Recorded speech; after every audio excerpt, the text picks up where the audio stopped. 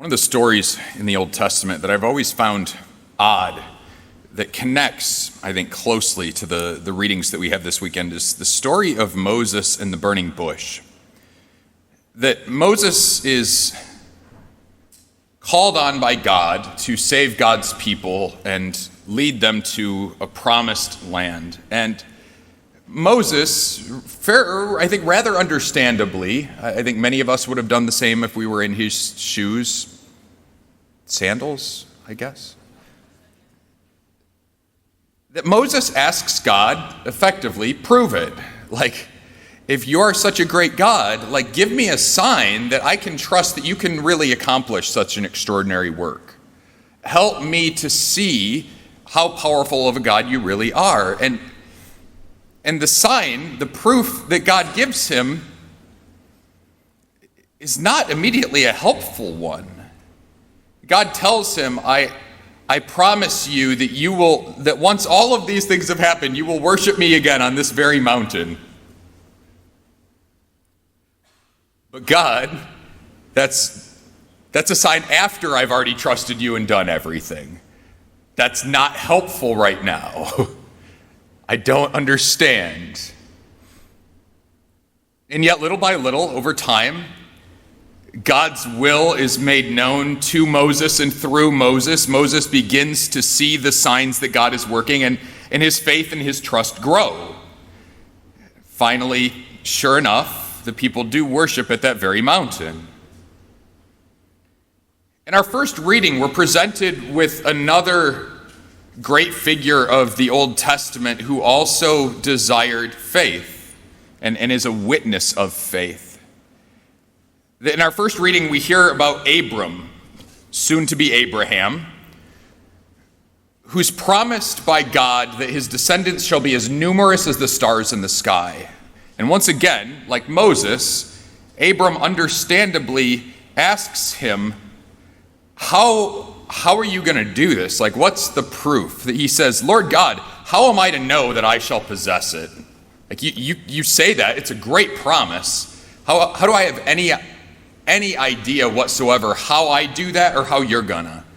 Because right now they're just words.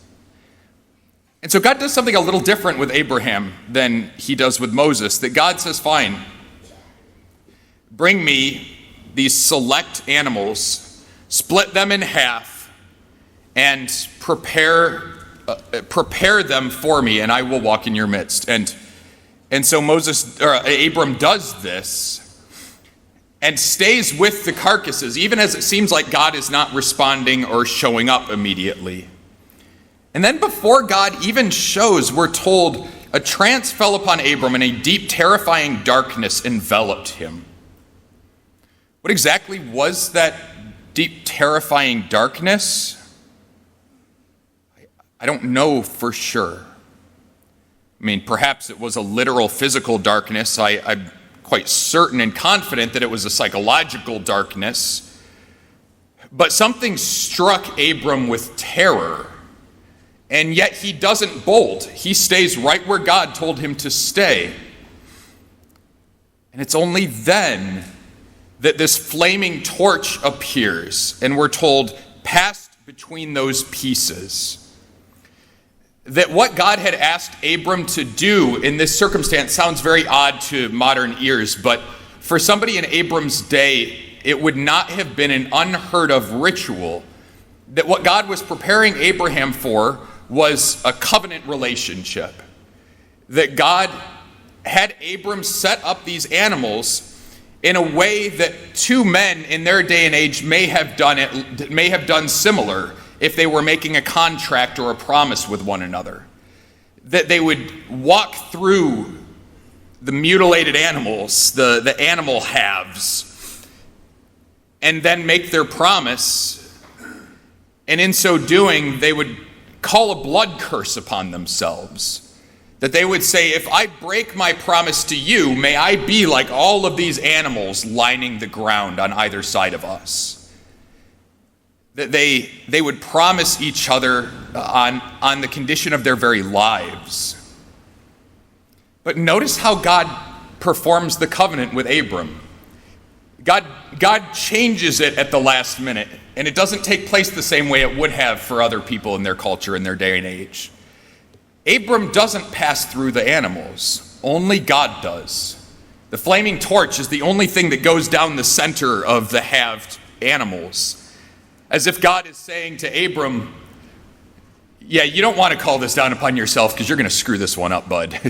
But I won't. So I'll make a promise with you on my life that I will be faithful to what I have promised to give you. That God calls that curse upon himself, so to speak, and allows Abram the benefit of not even having to be a party to that aspect of the covenant. That he reaps the rewards, in a sense, without having to make the sacrifice. That the sacrifice made is God's. And finally, we get to our gospel. Jesus goes up the mountain with his buddies, with Peter, James, and John, and he is transformed, he's transfigured before them, and they are utterly left without words. They're so stunned by everything that's happened. Our rabbi just turned into like a being of light, an angel of God, God himself. And, oh, by the way, Moses and Elijah just showed up. I'm not sure how they knew it was Moses and Elijah. Maybe they had name tags. But they knew. And for a faithful practicing Jew, those are kind of big names. And for Moses and Elijah to show up to serve their rabbi, that meant their rabbi's a much bigger deal than Moses and Elijah. And they even testify to him. And so Peter is so out of his mind, not knowing what he's saying. He says, Master, it is good that we are here. Let us make 3 tents, one for you, one for Moses, and one for Elijah. Moses, Elijah, you guys want to have a slumber party? Like, you can stick around with us. I'll make dinner. Luke even tells us, but he did not know what he was saying. That they were absolutely dumbfounded. And then finally what happens? A cloud is cast over them. A little like the darkness that Abram experienced in our first reading before his covenant with God. A little like Moses' uncertainty and his odd experience with the burning bush. The disciples now are thrown into confusion and fear. And then finally they hear this voice tell them, this is my beloved son, listen to him. And then we're told they were left alone with Jesus. That in this passage, just like with Moses and with Abram, God is trying to prepare his people to understand that he's the one in charge. That when I make you a promise, I keep those promises. That I am the God who's willing to take the blood curse upon myself to promise life to you and your descendants. As Catholics, we celebrate that every time we walk in a church. And Jesus in our gospel, through what he's doing, continues this trend and brings it to its logical conclusion. That he's helping the apostles to understand that no matter what is about to happen, and much was about to happen, as we're going to honor and celebrate in just a few weeks during Holy Week, that they needed to understand that Jesus was still the one in charge, even when things did not at all look like that, even when things looked like this. That Jesus knew what he was doing. That the apostles needed great hope and trust if they were going to remain faithful to Jesus and not be scandalized by the cross and leave him. Just like Abraham needed great faith and trust and hope, just like Moses in his ministry to God needed great faith and trust and hope, so too do we. And I would argue and suspect that if we're gathered here this morning, and if you're a regular Mass attender, you have some experience of that in your own life. that most of us don't stay here super long without at least having a small encounter with God's providence. That whether it was kind of a quiet and meaningful interaction of God revealing his presence to you, whether it was God working circumstances out perfectly in your favor in a way that you never could have done yourself, whether it was God spiritually hitting you upside the head with a spiritual 2x4. God does this in a lot of different ways. But the purpose of God pulling back the curtain a little bit and letting us see what he's doing and why is to give us the hope and the faith that we need to continue on even when things are dark. Even when God has commanded us to do something and we're sitting there and God's not coming and all of a sudden nothing but darkness and vultures. That's all Abraham found that night until God appeared. Darkness and vultures. St. Francis de Sales had this beautiful piece of advice, and I love him because he's very practical. Like, St. Francis de Sales was, I think, one of the first saints that wrote on a popular level specifically for lay people and not just for monks and for religious sisters. That he was writing for the corner butcher or a soldier. He was writing for a classroom teacher. And one of the pieces of advice that Francis de Sales gives is to make for yourself a spiritual bouquet. Or the way we use that term nowadays is a little different from the way he used it then. You could call it more like a spiritual pouch of potpourri.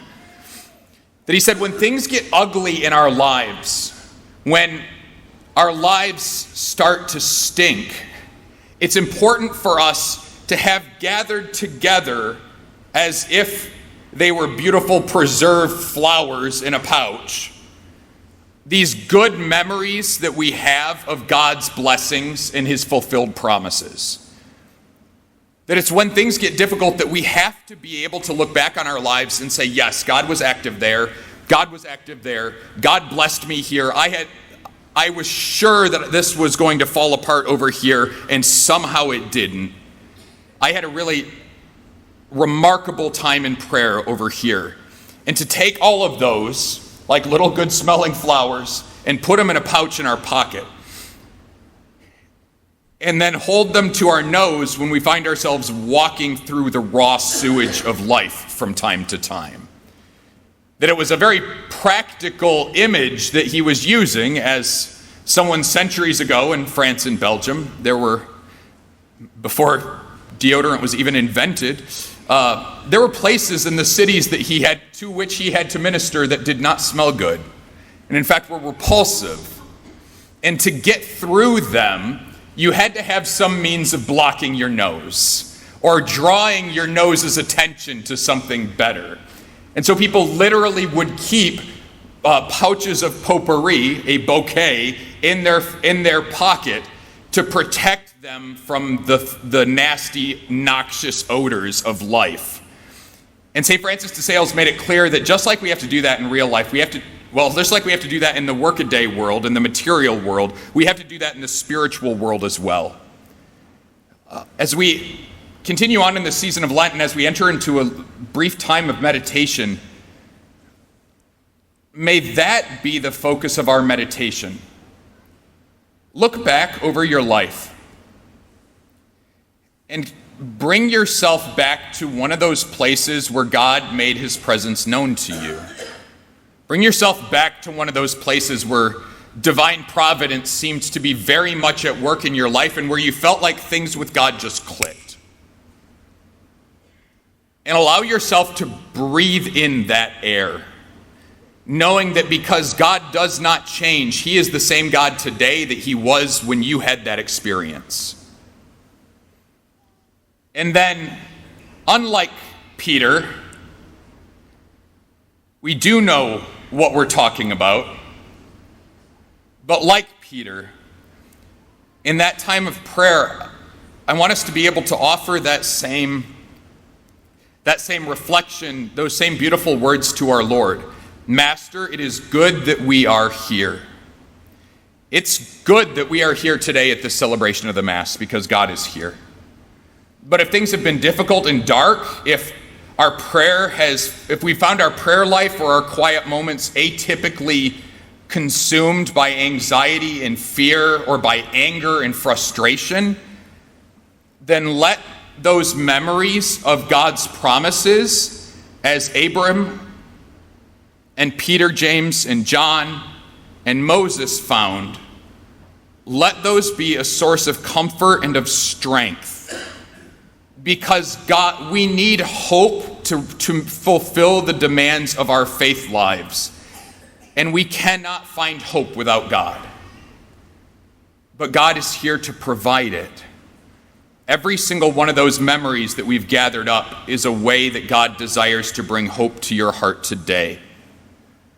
And so as we take a moment and you reflect back on one of those moments and enter into that, tell the Lord from your heart, no matter how good or awful the rest of our lives are, right now, in this moment, it is good that we are here.